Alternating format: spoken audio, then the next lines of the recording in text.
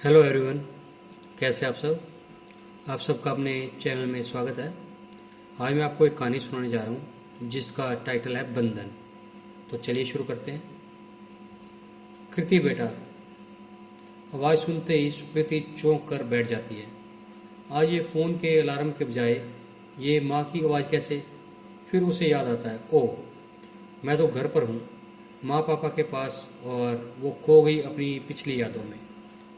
एक मध्यम वर्गीय परिवार, विजय, नीता, उनके घर 3 पीढ़ियों के बाद बिटिया के जन्म के साथ पति और पत्नी की खुशी का ठिकाना नहीं।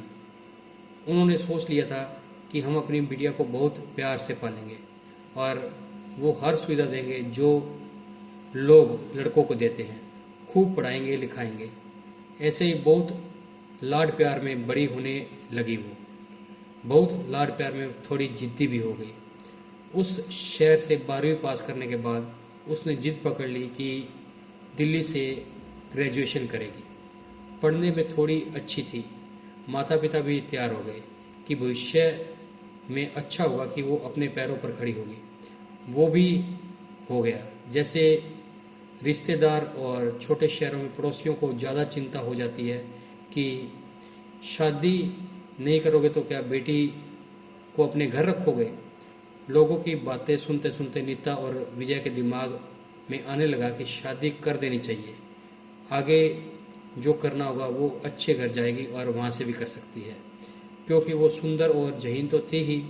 रिश्तेदारियों में कई लोग शादी के लिए जिक्र करते। उन्होंने सुकृति को कहा, बेटा अब शादी कर दे, और शादी वही करेंगे जो तुम्हें पसंद आए, और आगे पढ़ने भी दें। लेकिन सुकृति बिल्कुल नाराज़ हो गई। आप लोग भी वही कर रहे हैं जो सब करते हैं।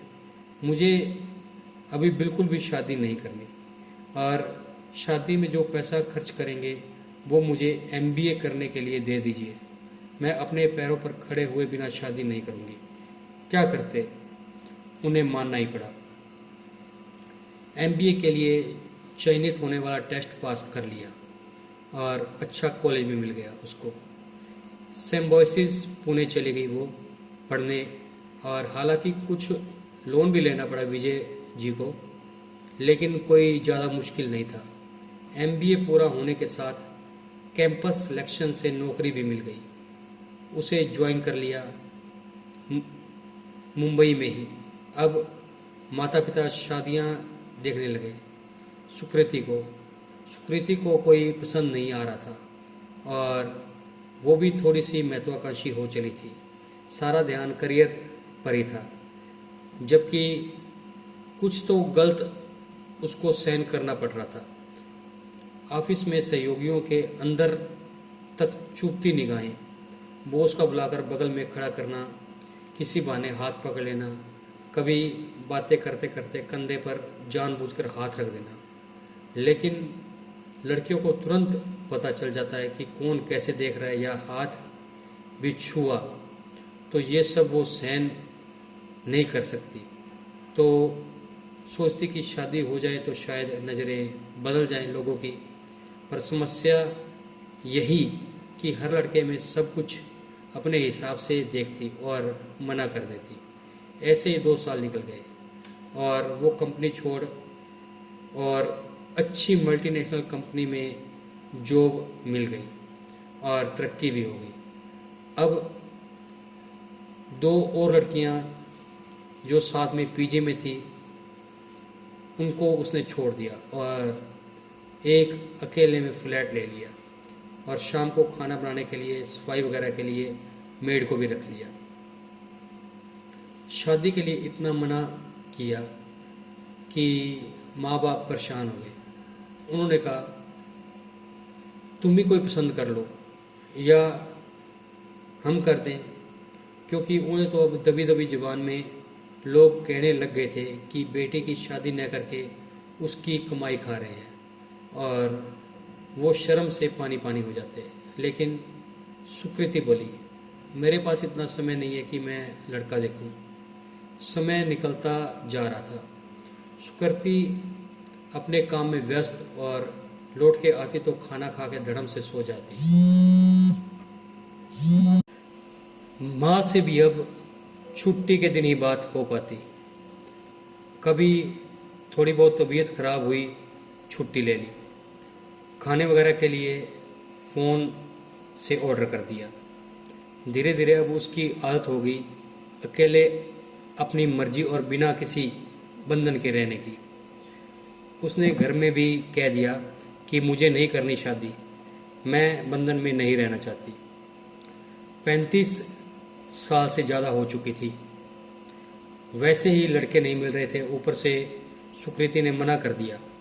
विजय जी और नीता बहुत दुखी हो गए। ये इतनी व्यस्त हो गई कि बड़ी मुश्किल से बात हो पाती। उसका वेतन भी बहुत अच्छा हो गया था। अच्छा फ्लैट उसने किराए पर ले लिया और माँ बाप को भी बोल दिया कि आप लोग यहीं रहिए, लेकिन वो राजी नहीं हुए। एक तो नाराज, दूसरे अपनी जड़ें छोड़ना उन्हें मंजूर नहीं था। सुकृति 40 के करीब हो गई और इस बार बहुत ज़्यादा बीमार पड़ गई। बुखार में तपती हुई। अब उसे समझ में आने लगा कि काश उसका परिवार होता, उसकी तकलीफ़ समझता, उसका ख्याल रखता। अगर माँ के पास होती तो भी माँ की गोद में सिर रखकर कितनी तसल्ली मिलती। आखिर माँ बाप को दुखी करके शादी न करके क्या मिला मुझे? पैसा। इसके अलावा एक साथी भी तो नहीं मिला जिससे दुख दर्द में वो सब बातें करे। और अचानक उसे तेज रोना आया और वो खूब रोई। माँ को फ़ोन लगाया, बस इतना ही मुँह से निकला, माँ आ जाओ। आगे के शब्द उसके रोने में रुंध गए। दूसरे दिन घबराकर दोनों भाग कर आए और सुकृति दोनों से लिपटकर खूब रोई। कुछ सामान्य हुई तो बोली, आप लोगों का बहुत दिल दुखाया मैंने। अब आप जो कहिएगा मैं वही करूँगी, लेकिन आप लोगों के प्यार के बिना नहीं रह सकती। नीता ने उसे पुचकारते हुए कहा, ठीक है बेटा, जो करना होगा वही होगा। 2-3 दिन बाद तबीयत हल्की हुई तो नीता 15 दिन की छुट्टी लेकर घर आ गई और एक छोटी बच्ची की तरह वो माता पिता उसकी देखभाल करने लगे। अब मुस्कुराते हुए सुकृति उठी और माँ के पास जाकर लिपट कर रोने लगी और उसकी आंखें नम हो चुकी थी और अब उसे अपने परिवार का महत्व पता लग चुका था। तो आपको ये कहानी कैसी लगी? अगर पसंद आई है तो वीडियो को लाइक कीजिए, शेयर कीजिए और चैनल को सब्सक्राइब कीजिए। Thank you.